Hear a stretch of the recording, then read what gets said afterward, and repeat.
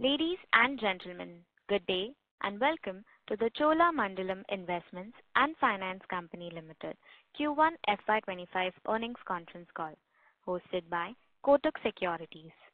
As a reminder, all participant lines will be in listen-only mode and there will be an opportunity for you to ask questions after the presentation concludes. Should you need assistance during the conference call, please signal an operator by pressing star then 0 on your touchtone phone.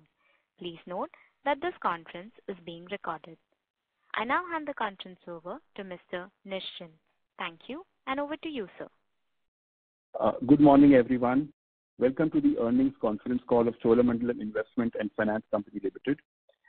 To discuss 1Q FY25 performance and share business updates, we have with us the senior management today. The senior management is represented by Mr. Vellayan Subbiah, Chairman and Non-Executive Director, Mr. Ravindra Kundu, Managing Director, and Mr. Arul Selvan, President and CFO. Let me start by first of all congratulating Mr. Kundu, for the elevation. I would now like to hand over the call to Vellayan for his opening comments. Okay, Nischint, thank you so much.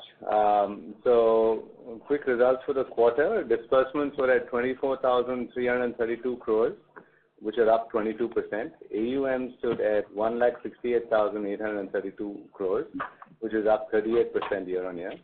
And net income for the quarter was at 3,033 crores, which is up 43% year-on-year. PAT is at 942 crores for the quarter, which is up 30% year-on-year.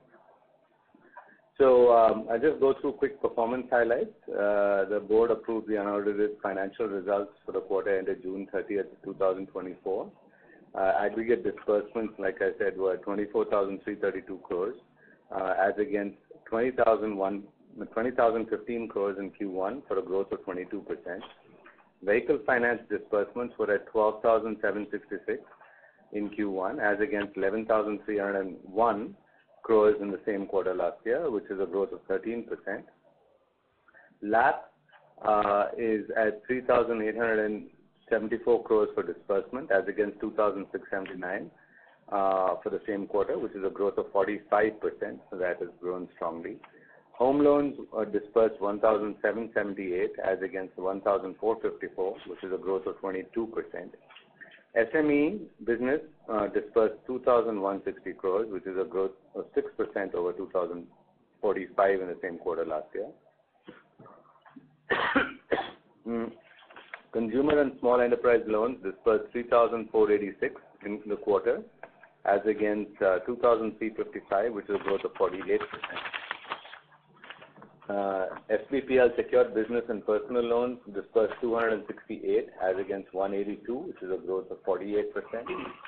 Assets under management as of 30th June 2024 stood at 1,68,832 crores as compared to 1,22,755 crores as of June 30th, 2023, which is a growth of 38%. PBT for Q1 FY25 was at 1,268 crores, which is a growth of 31%. And PBT ROA was at 3.2%. ROE for the quarter was at 18.9%. The company continues to hold a strong liquidity position with 14,324 crores of cash balance at the end of June 2024. That includes 1,551 crores in GSEC, 1,606 crores in T-bills, and 611 crores in strips shown under investment, with a total liquidity position of 14,767 crores, including undrawn sanction lines. The ALM is comfortable with no negative cumulative mismatches across all time buckets as per regulatory norms. Consolidated PBT for the quarter was at 1,275 crores as against 956 crores in Q1 FY24, which is a growth of 33%. Stage 3 levels representing 90 plus dues increased to 2.62 as of June 24 from 2.48 at the end of March 24. GNPA percentage as per RBI norms increased to 3.62 as of June 24 as against 3.54 as of March 24. NNPA as per RBI norms also increased to 2.37 as against 2.32. NNPA is below the threshold of 6% prescribed by RBI as the threshold for PCA. The capital adequacy ratio, the company was at 18.03% as against the regulatory requirement of 15. Tier 1 capital was at 14.76, common equity tier 1 capital at 13.63 as against a regulatory minimum of 9, and tier 2 capital was at 3.27%. I think I'd also like to personally congratulate Ravi Kundu, who will take over as the MD effective October 7th. Ravi has been with us for 24 years, and I'm really glad that somebody that has been kind of grown in the company from within has taken over as the MD. And I have full faith that Ravi and Arul and the entire team here will continue to grow Chola over the foreseeable future as we see it. So I'll stop with that, and thank you. I'll turn it over to you for questions and remarks. Thank you very much. We will now begin the question and answer session. Anyone who wishes to ask a question may press star and 1 on their touchtone telephone. If you wish to remove yourself from the question queue, you may press star and 2. Participants are requested to use handsets while asking a question. Ladies and gentlemen, we will wait for a moment while the question queue assembles.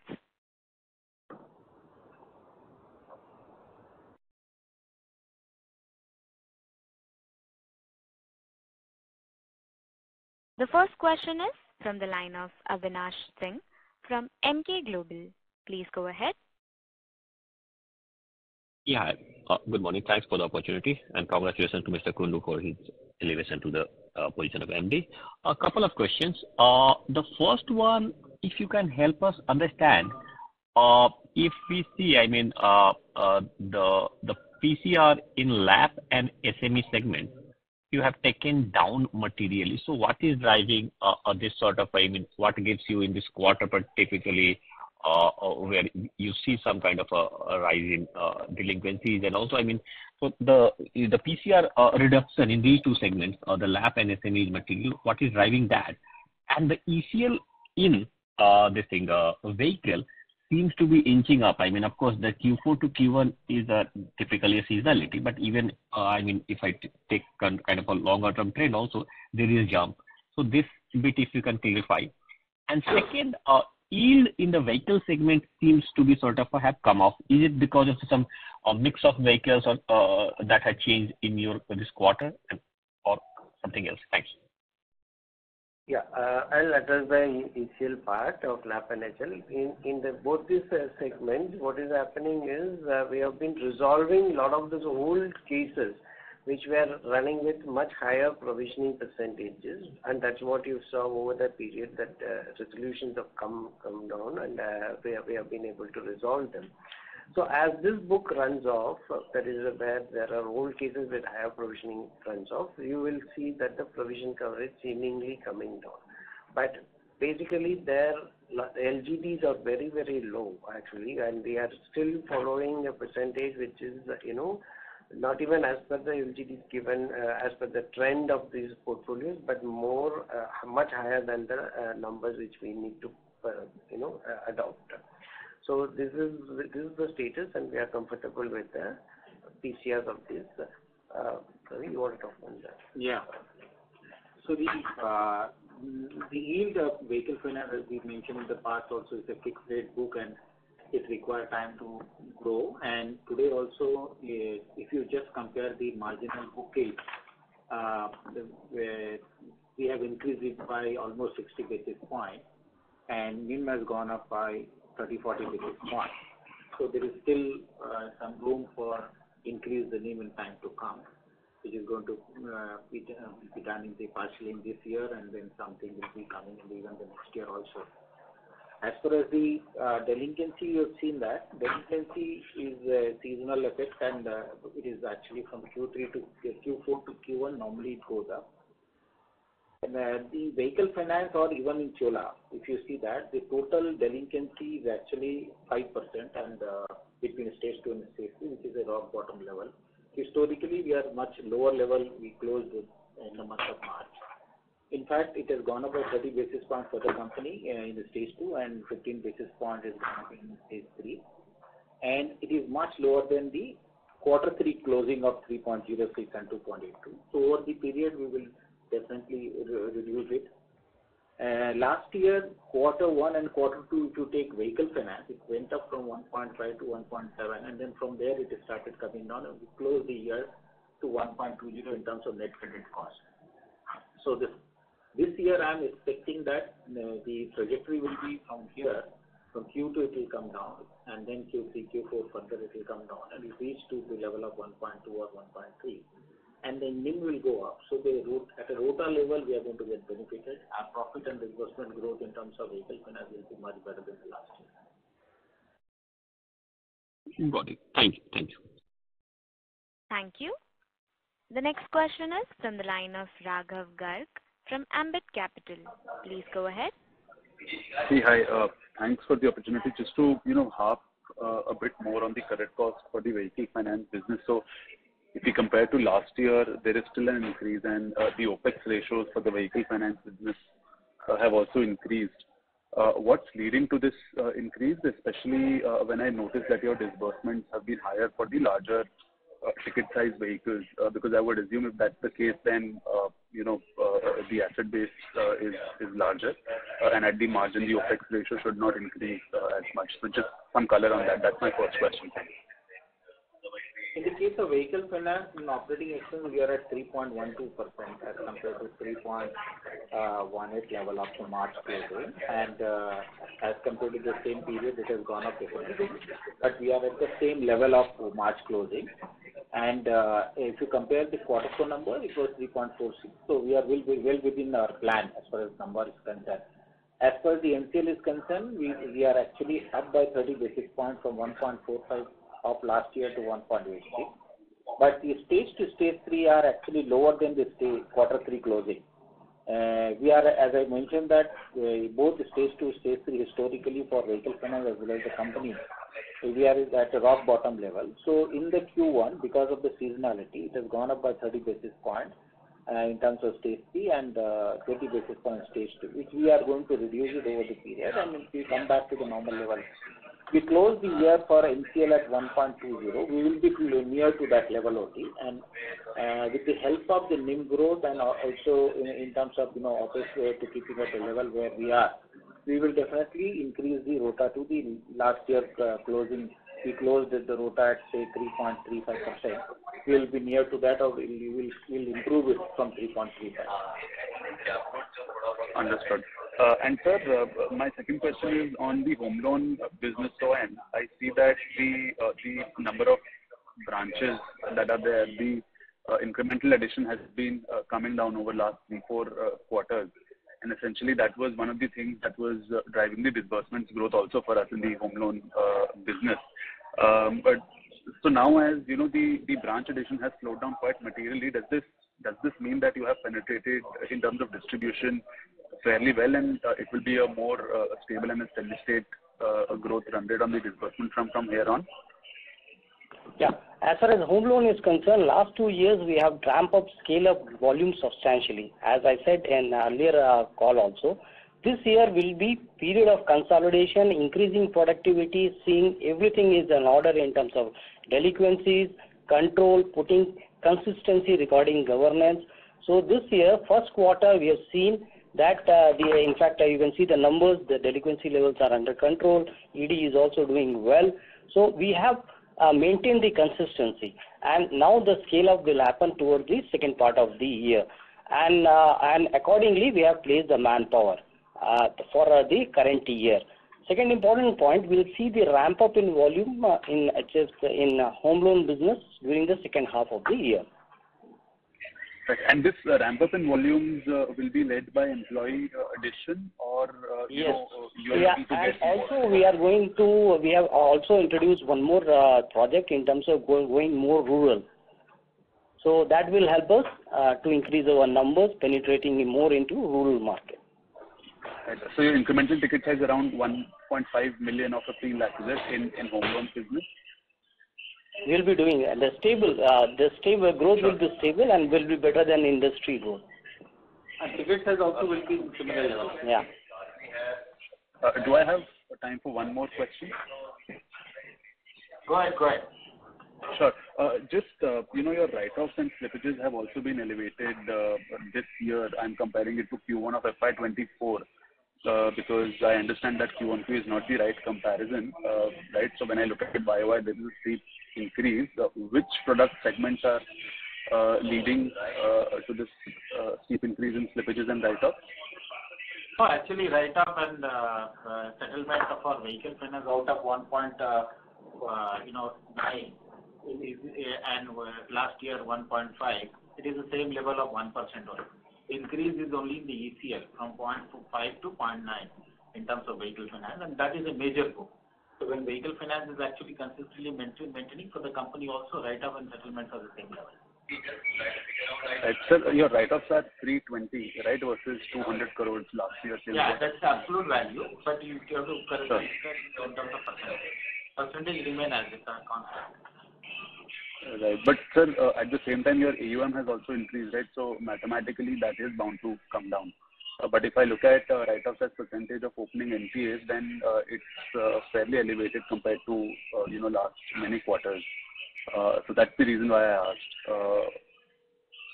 So in CSEL, for example, last year we started doing write-off and recognizing FLDG, not in Q1 but subsequently. So that difference will keep coming until you come to a same level of representation happening in both sides. Sure. So it's majorly driven by CSEL, right? Yeah. Thanks. That's all. Thank you. Ladies and gentlemen, in order to ensure that the management is able to address questions from all the participants, please restrict your question to 2 per participant. The next question is from the line of Abhijit Tibrewal from Motilal Oswal Financial Services. Please go ahead. Yeah, thank you and good morning everyone. Congratulations Ravi sir. My first question is for you. How should we look at OPEX not just in the near term but slightly, over the next 2-3 years? Why I ask this is, we have indeed put out new businesses which are doing well, and I'm sure, they are in investment mode. So just trying to understand over the next 2-3 years, when maybe we'll kind of look at a few more product lines, by when can we expect this investment mode to get over and we kind of transition to a improvement in productivity mode, first to say? Yeah, one is that in the new businesses, we have been continuously expanding across the country in terms of putting up more branches for them and putting more number of manpower. That's one. Second is that our experiments in terms of, expanding the businesses like, vehicle finance from CSEL to financing mobile and then, CD is also on. So therefore, as of now, we are focusing on growth and keeping the NCL down and increasing the NIM. The OPEX will start coming down. Obviously, the OPEX level of the new businesses, if you see that, they started coming down and their ROA has started improving. CSEL has come down from 5.1 to 4.8 and they are expecting this can go down as low as 3%. So there is an upside is there, but it will come in next 2 years' time. Similarly, if you see the SBPL, their OPEX is down from 13.5 to 9.7. Their ROA is 8% level. And he is afraid that if I ask him to reduce further, the ROA will go up. But definitely there is a scope to improve it. But at the same time, if we continue to increase the branches and increase the manpower, our disbursement growth will go up and ROA will continue to be there, or slightly improvement is there. So if we continue to do this exercise, maybe the best result will come in 3 years' time. But every year we will improve the OPEX. Okay. So Ravi sir, is it then fair to say that maybe in another 2 years' time, we should even start seeing an improvement in our ROA profile, PBT ROTA profile, not just from margin expansion, but also from improvements in OPEX? Yeah. And home loan also, if you see that there are, in the past when they were only focused to South Zone, they were delivering more than 5% ROA. And now they are at 4.5% ROA. their OPEX went up to 4.3%, which has come down to now 4.1%, and this is likely to come down further in the quarter one. It has come down to 3.8%. And Prashant is saying that you mentioned that it should come down further. So it will help us to increase our ROA in HL business more than 5% again. Thank you, Ravi sir. And my last question is for Arul sir. The more near term, I mean, cost of borrowings seem like stabilizing now, while there is that narrative of a rate cut now kind of building in the second half of this calendar or fiscal year. Just wanted to understand how are we positioned ourselves on the bank of borrowing side, particularly in terms of our MCLR borrowings. I mean, are we positioned in such a way that whenever rate cuts are there, it will start benefiting us quicker than maybe some others? Our bank borrowings are predominantly driven by priority sector, on lending by the banks. And here we try to do it benchmarking with the T-bill or any of the benchmark indices because the MCLR rates are higher. So if the liquidity position improves and T-bill rates come off, then we should see the benefit. We are seeing that already in part of the portfolio where it has been benchmarked with such indices. Of course, public sector banks we do with MCLR. There we are still seeing some increase happening in MCLR, but that is something we need to manage between these two to get the overall rate steady at the current level. Got it, sir. So just to conclude, I mean, in the near term, if repo rates remain status quo, cost of borrowings are now stabilized except for those PSU-linked MCLR borrowings? Yes. We can keep it like cost of borrowings will be at similar levels. Yeah. Just for more clarity, Abhijit, first the yield and NIM will go up. Second, the OPEX will start coming down, or maybe cost of fund will start improving, and then our ability to finance and vehicle finance to big ticket size will go up, and then NCL will start coming down. So in general, everything will improve. Don't worry. Great, sir. This is very comforting. Thank you so much, and all the very best to you. Thank you. Thank you. The next question is from the line of Shweta from Elara Capital. Please go ahead. Thank you, sir, for the opportunity, and congratulations to Kundu, sir. So I have two questions. One, do we have capital raising plans, and therefore how are we positioned on our growth targets for next 2 years? And second, so my question is to Kundu, sir. So although you explained the ROTA to be maintained or increase on the vehicle finance side, but could you just give a drawdown on how do you perceive credit cost, which increased quarter on quarter, this quarter to 1.55? So how do you perceive this number and therefore the console ROA? Thank you. On the capital, let me answer. See, we are comfortable on the Tier 1 after doing the raise. We are above 14%, and this is before converting the compulsorily convertible debentures, which should happen sometime in the coming in FY26. So between these two, Tier 1 would be comfortable. We are raising the Tier 2 capital from by way of subordinated debt and perpetual debt, and that would sort of supplement the capital. So we would be comfortable for the next 2 to 3 years considering this growth. Yeah. And how about the growth targets? How are you positioned vis-a-vis this capital positioning? Sorry, I interrupted.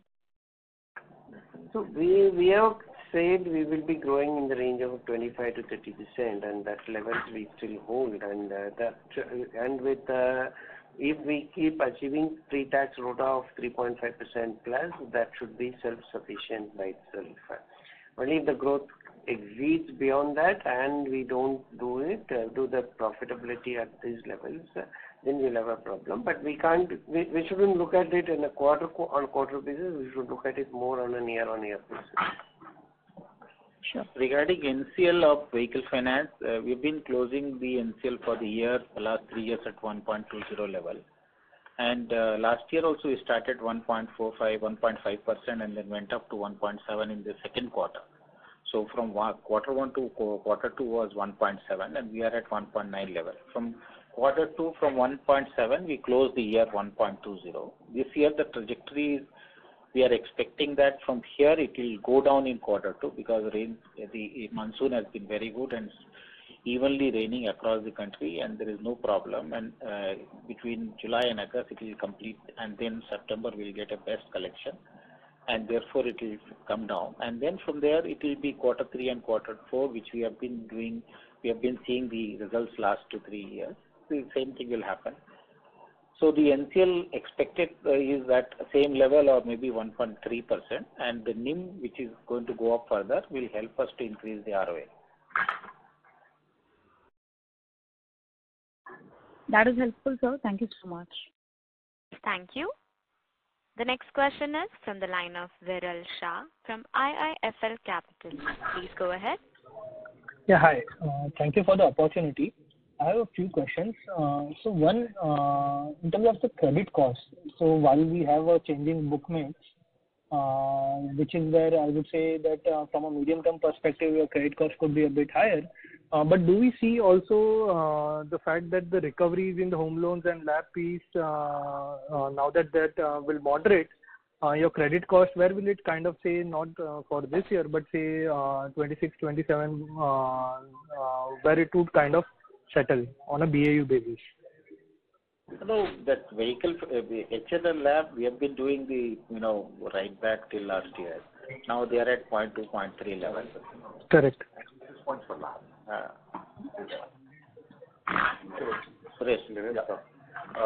So the lab, you can notice that from last year we is full of all the quarters. It was credit cost was negative primarily because of our write backs on the stage 3.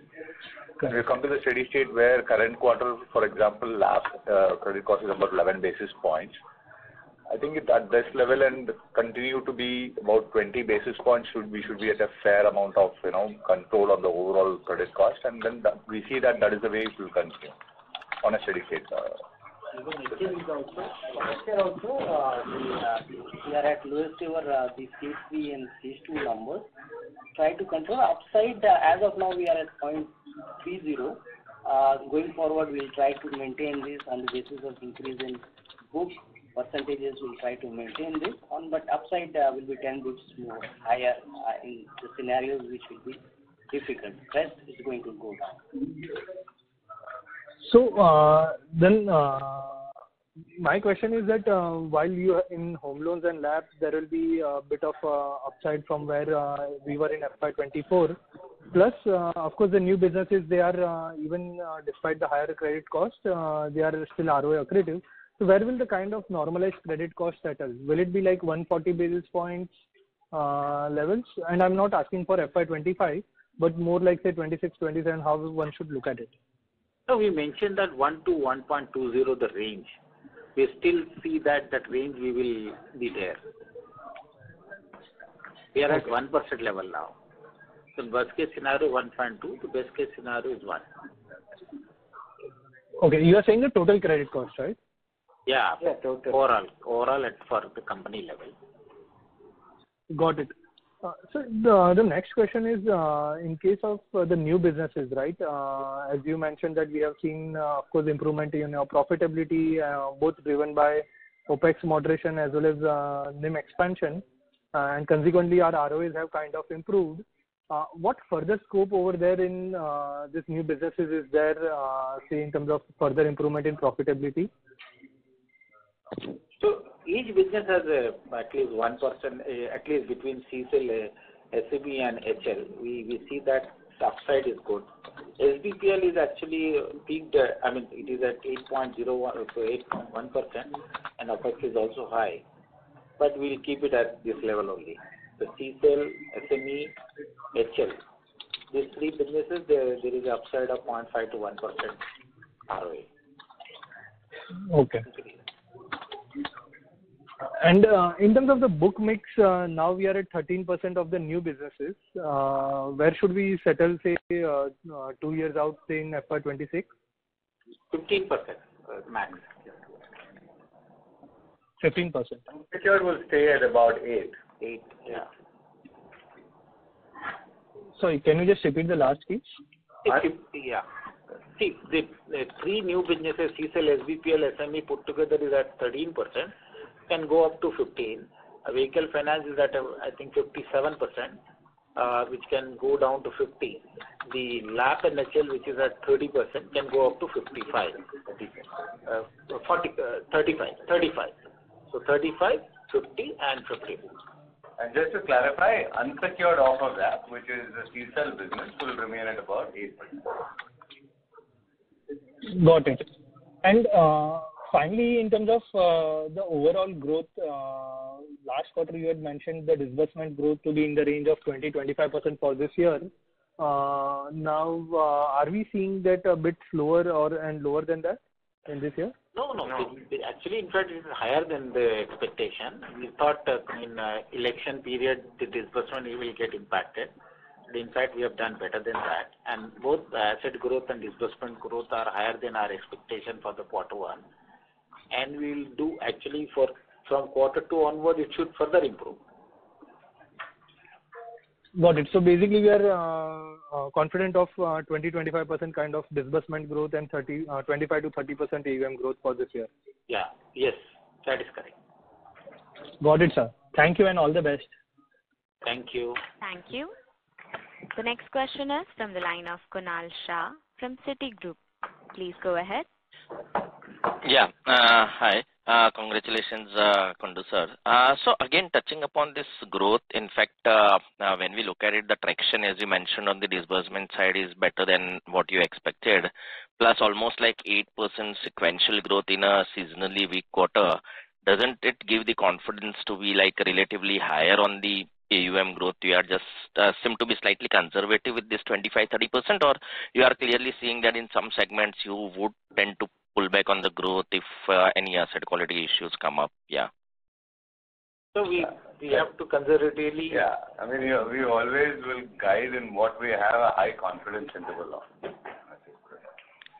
Okay. But otherwise, there is nothing, because in terms of credit cost also, you are confident that it will come off. Okay, maybe at least yields will also improve. So there is nothing which worries us on the growth side, considering the traction which has been there on the Q1.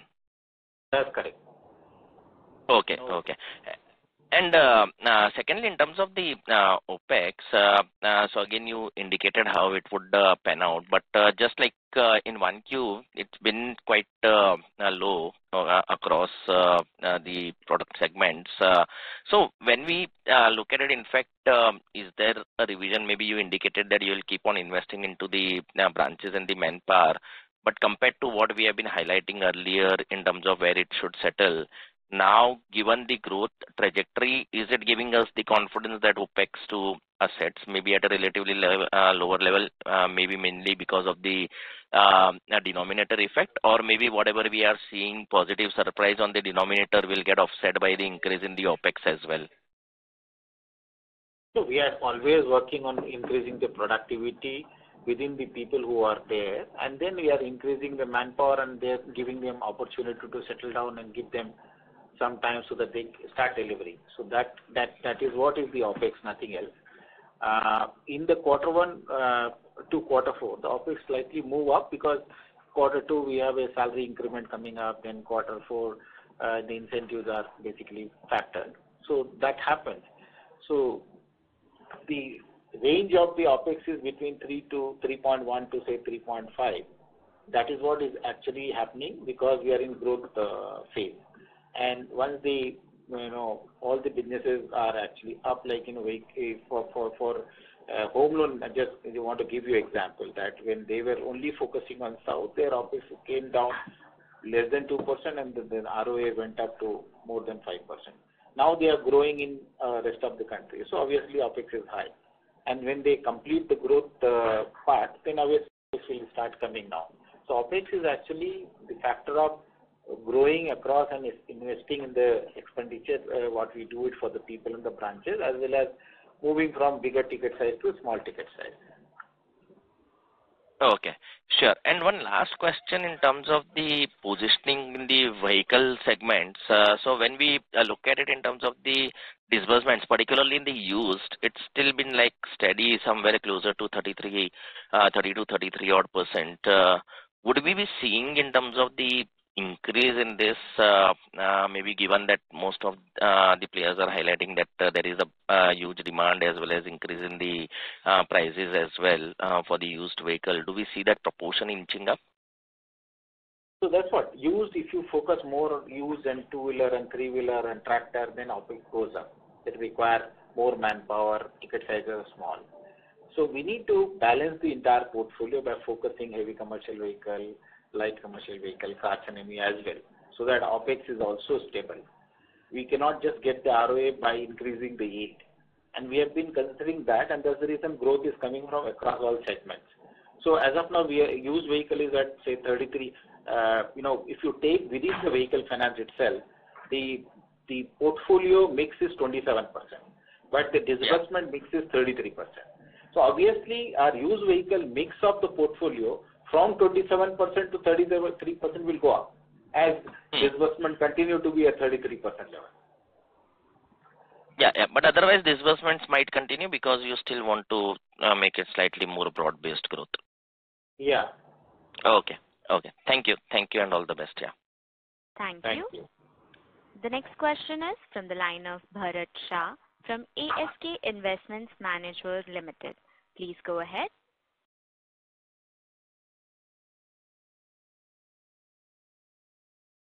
We have lost the connection for the current participant. We'll move on to the next participant. The next question is from the line of Bharat Shah from ASK Investment Managers Limited. Please go ahead. Raviji, hearty congratulations. This elevation was waiting for a while and most deserving one. Thank you, Bharat. Thank you so much. Thanks a lot for the kind words. Absolutely. I just wanted to understand the sense of our destiny. If I look at the past, Chola, if I have to describe it as Chola 1.0, was more about decent ROE, good enough ROE, and reasonable growth while keeping quality and other parameters impeccable, given the context of the verticals that we finance. Chola 2.0 of the recent period, which is still, I think, is going on, is more about enhanced growth rate, while ensuring that our quality and capital efficiency parameters don't suffer. In fact, our effort, as it appears, subject to OPEX, is to enhance that.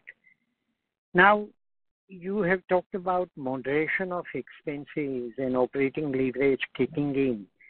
So given the fact of that happening in some time, given the fact that in any case we have always remained focused on quality of the assets and the emphasis on the capital efficiency, both ROA and ROE, what kind of, in the 3 to 5 years, sustainable growth you would think you need to have and you target to have?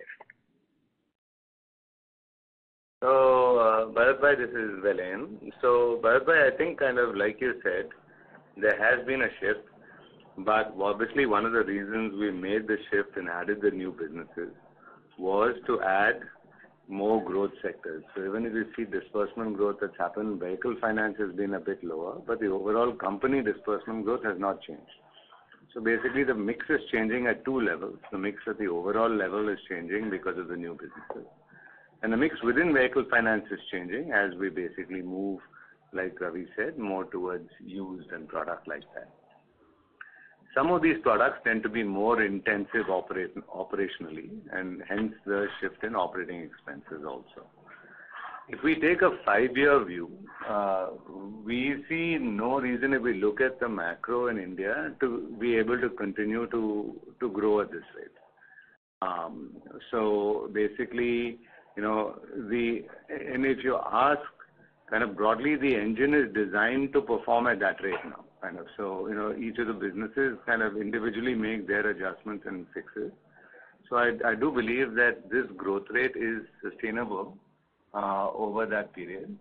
Obviously, in any business, especially in kind of some of ours, like vehicle, we are going to have cycles, and we will have to, we usually take a 5-year period. In around a 5 to 6 year period, you tend to have one down cycle, so that will be to be expected. But otherwise, I would think that growth rates can be sustained. It is an intentional shift, and always we kind of work around those parameters to say what does it take to achieve that median of about 3.5% ROA that kind of swings, depending on the interest rate environment and NCL performance. It goes down a bit, down to the 3.1, 3.2 levels, and then goes up as high as 3.8. So that will continue to be the performance bands in which we continue to operate. I don't know if that answers your question, Bharat. No, you did. I mean, of course, clearly deepening the products is a very worthy exercise we have taken so as to reduce overall risk on the business as well as improve the growth quotient. So my question emanating from that was, given our penchant for maintaining quality, efficiency parameters intact, over the cycle, of course, there can be variations in the swing of the cycle in between, but that is to be expected. My question was, given all of that, and now our verticals are settling, our capital operating leverage is expected to kick in, and given the credit cost control that we typically have in a stringent way, as well as the capital efficiency parameters. In Chola, so to say 3.0, what kind of, given all of these sustained 5-year kind of a growth, can we look at more in the band of 30-35%? Or it will be more like 25 to 30% kind of bracket? Bharat, we are actually envisaging to basically conservatively, target 25 to 30% CAGR growth with aspiration to reach 4% ROA. All right. And which means there will be at least one instance of capital dilution in 5 years because our growth rate obviously will exceed return on equity. And at some stage, some amount of dilution it will call for if we aim to grow at 30% over 5 years. Yes, you're correct. Okay. All right. Thank you. Thank you. Thank you. Thank you. The next question is from the line of Pranut Shah from JP Morgan. Please go ahead. Hi, thank you for the opportunity. So, Kundu, will I answer one question I had on your branch expansion? It has been pretty fast over the last couple of years, and especially I think in other sectors you look at the performance in vehicle finance, but in vehicle finance in particular, before expanding, what are the parameters that you look in a particular market or a district before setting up a branch over there? And my second question is just on your CSEL disbursement. Will you give the mix between unsecured business loan and unsecured consumer loans? Thank you. Yeah. So we have increased our branch network from 1387 to now 1438. So last year we increased it by almost 200 branches, and this year we increased it now from 1387 to 1438. So that is a 54 branches.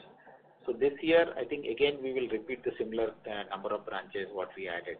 In addition to these, like the branches, we have also given how many touch points we are working in addition to the branches. For example, last year we were working 545 RLH, which is resident location, in addition to 1387. So some of these 545 locations are getting converted into branches, and wherever we get the threshold achieved and see the portfolio is supporting us, we convert it to bricks and mortar branches. As of now, we are working on 594 branches in addition to 1,438 594 resident location in addition to 1,438 branches. So obviously out of 594, the best locations which are reaching to the level of threshold what we set up internally, maybe 150 to 200 will get converted in this year. So all depends on penetrating more into taluka level and seeing them performing for 1 to 1.5 years and reaching to the level of the disbursement threshold and early default and non-starters being under control, and then converted to branches and they provide them more manpower so that they can take it up further. Understood. So on the CSEL part? The CSEL actually consumer durable is very small. No, he's asking business versus personal. So, last quarter we have disbursed 3,486 crores. If you look at the overall disbursement, the traditional business has been around 2,000 crores, and out of that, around 72% is business loans. Then around 15% is professional loan, that is to the doctors and chartered accountants, and 13% is to personal, pure, to the salaried sector. Understood. Got it. Thank you. Thank you. The next question is from the line of Nidhesh from Investec. Please go ahead. Thanks for the opportunity. The first question is on CSEL. So the credit cost that we are getting is net of FLDG income, or it is gross of FLDG income? Gross. And the quantum of FLDG income that we booked in this quarter? Around 12 to 13 crores. 13 crores. 13 crores. Okay. And so secondly, are there any plans to add further products in the new initiatives over, let's say, next 2 to 3 years? And what all those products can be that we plan to add? Sorry, what is your question? Whether we're going to add new products? So, as and when kind of any products are kind of board approved and we initiate them, then we discuss them. But obviously, till that happens, we don't discuss them in public domain. Okay. So, but in the aspiration of 20 or 30% growth over the next 5 years, are we also building in new products addition, or from the existing product itself we can build that sort of growth? Like I said, we are constantly looking at opportunities. If something is board approved and we come, then we'll obviously kind of bring it to you at that stage. Okay. Thank you. That's it from my side. Thank you. The next question is from the line of Shubhranshu Mishra from Phillip Capital. Please go ahead. Hi, thank you for the opportunity. Congratulations, Kundu sir. I have 2 questions. First one is, given the fact that we are speaking about a 25-30% growth, our focus should be majorly on higher ticket items, especially vehicle finance, because that is what will propel the growth at those levels. Is that a fair understanding? Also, is there an infinite market for used vehicles? Because almost everyone is doing it. Like we have our NBFC competitors, there are small finance banks, there are certain banks which are also entering. So what is this total market size according to our estimates, and where are we in the market share? And where do we think that we would be in the market share? And just one last data keeping question. What were the number of loans that we did in vehicle finance this quarter versus 1 year ago? Thanks. Okay. So first of all, the growth is coming from across all segments, including LAP HL. In fact, between the vehicle and LAP HL, if you see, the HL and LAP are growing much better, much faster. And that's the reason I mentioned that the mix of vehicle, which is at 57%, are likely to go down to 50, and mortgage will go up to 5, and new businesses will go up to 15%. So we are growing all the businesses, but mix is moving towards LAP and HL because of the long tenor also. That is also the advantage the mortgage business gets. The vehicle finance business is 4 years, and therefore the rundown is high. In spite of the disbursement growth in the same level, the asset growth will be always higher in the mortgage business. That's one point. And second is that the number of customers, 2.65 lakh versus 2.40. The number of customers has gone up more this incremental. Vehicle finance has gone up by 16%. The total number of loans that we did this quarter was 2.65 lakhs. Yeah, versus 2.40 same period last year. Okay. And what is our market share in used, sir? That is one question which is remaining. And I think market share is very difficult to assess because we don't have any published data. That's the reason we don't mention it. But we can say that we are one of the largest player in the used business. Or maybe what is the total market size if we don't have a market share? We would be doing some kind of maths to understand that, okay, this is going to contribute to our growth, right?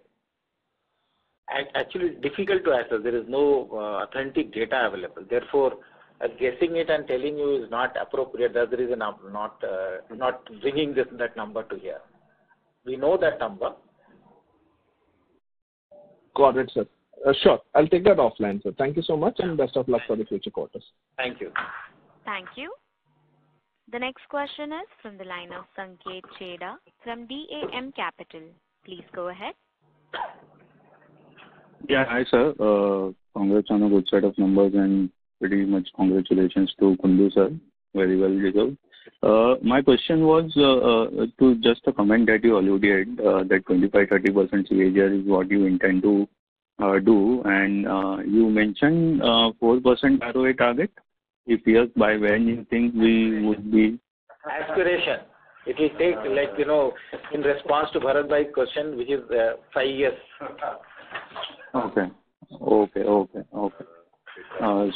So, sir, and the credit cost guidance stays at 1.2, right? I mean, that is again aspiration. We are trying to keep it. We have been doing it 1% at a company level for last 3 years. And, okay. 1.2 is a max level. We are having an internal target and depend upon Suresh and Prashant how they handle it. So perfect. So then it's fair to assume that debt would be pulled back in second half maybe. Yeah. Sure, sir. Yeah, thanks. Those were my questions. Thank you. Thank you. The next question is from the line of Bunty Chawla from IDBI Capital. Please go ahead. Thank you, sir. Thank you for giving me the opportunity and congratulations, Ravi sir. My question has been answered. Just a data point, if you can share write-offs for this quarter. Thank you. Sorry, sir. 322. Yeah, 322 crore. Yeah. 322 crore Q1 FY20 and similar number for the last year Q1 FY24. 204. And best of luck. Thank you. Thank you. Thank you. The next question is from the line of Nischint from Kotak Securities. Please go ahead. Hi. Thanks for taking my question. This is actually on vehicle finance. I'm just trying to understand as to how do you see the growth going forward for this segment. I believe most of the auto analysts are sort of having very, very muted or moderate growth expectations this year. And specifically the tailwind that was enjoyed by the sector in the last 2 years because of vehicle prices going up. I believe some of the companies are probably expecting some discounts as well. So in the backdrop of this, which segments of vehicle finance probably grow this year, and what are you really stepping up? And in that sense, how does it change your overall yield profile? So on the contrary, wholesale number published by SIAM shows that it has gone up by 16%, but the FADA said that the retail has been up by 9%. So we are up by 13%, and they are also saying that there is a inventory piled up to 65 days. So obviously wholesale number can go down, but because of the piled up inventory, the retail has to go up from 9% to 11 or 13. So that is the genesis of our disbursement plan, which is at 13% level in spite of election and heat wave and all. So we are expecting that to move up to higher level during Q2, Q3, and obviously that is actually driven by, as of now, by the high yield businesses because we are trying to increase our yield. At the moment, the yield journey the gap between the marginal book yield and book yield is actually marginal book yields are higher by 40 basis points than the book yield.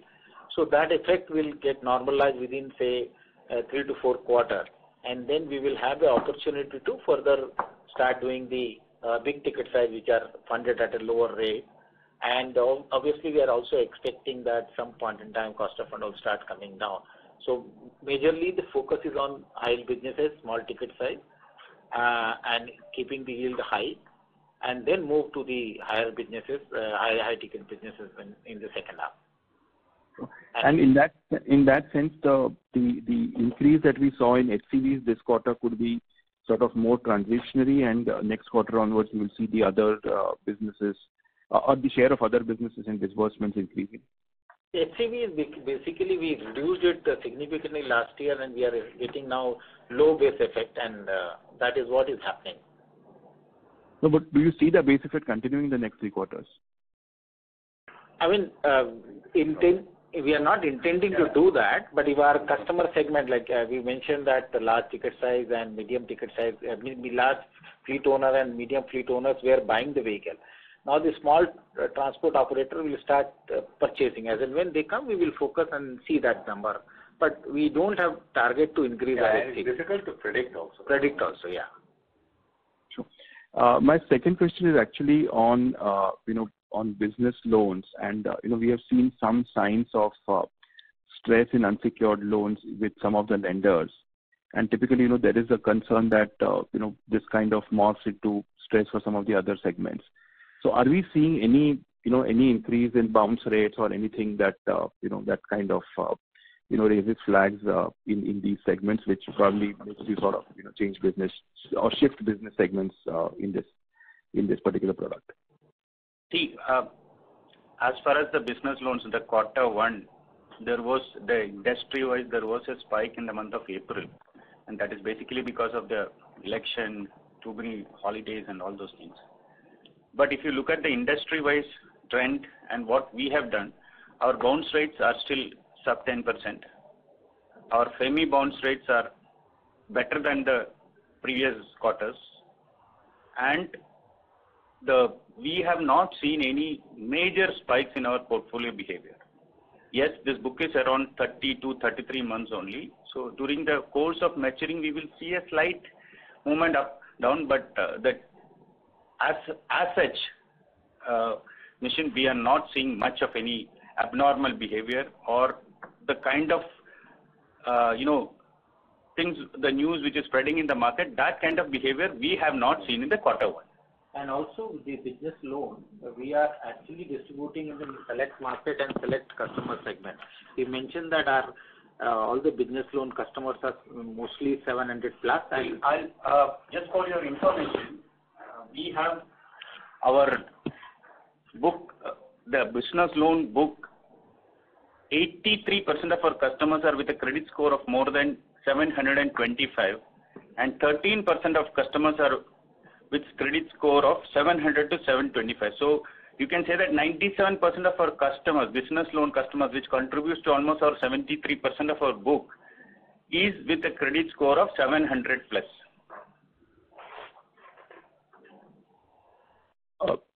Sure, got it. Thank you. This was actually the last question for the call today. Thank you, participants, for joining us today. And thank you very much, management of Chola for giving Kotak an opportunity to host this call. Thank you very much. Thank you. Thank you, Vishwan. Thank you. On behalf of Kotak Securities, that concludes this conference. Thank you for joining us, and you may now disconnect your line.